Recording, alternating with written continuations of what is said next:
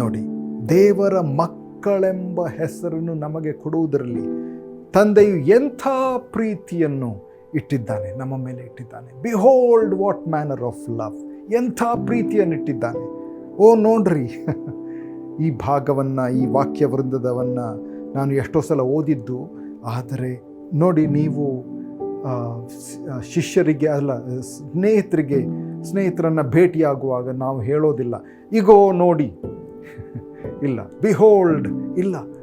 ಆದರೆ ಇಲ್ಲಿ ಹೇಳೋದೇನು? ನೋಡಿ, ಇಗೋ ನೋಡಿ, ಬಿಹೋಲ್ಡ್. ಎಂಥ ಪ್ರೀತಿ! ಕರ್ತನು ದಯಪಾಲಿಸಿದ್ದಾನೆ, ಆತನು ಉದಾರವಾಗಿ ಸುರಿಸಿದ್ದಾನೆ. ಆತನು ನಮ್ಮನ್ನು ಮಕ್ಕಳು ಎಂದು ಕರೆದಿದ್ದಾರೆ. ನಿಜವಾಗಿಯೂ ಅದು ನಿಜವೇ? ಅರ್ಥ ಏನು? ಅದು ನಿಜವಾಗಿ ಅದು ಸತ್ಯವೇ? ಹೌದು, ಅದು ಸತ್ಯ, ಅದು ನಿಜ. ದೇವರ ವಾಕ್ಯ ಸುಳ್ಳೇ? ಖಂಡಿತ ಅಲ್ಲ, ಅದು ನಿಜ.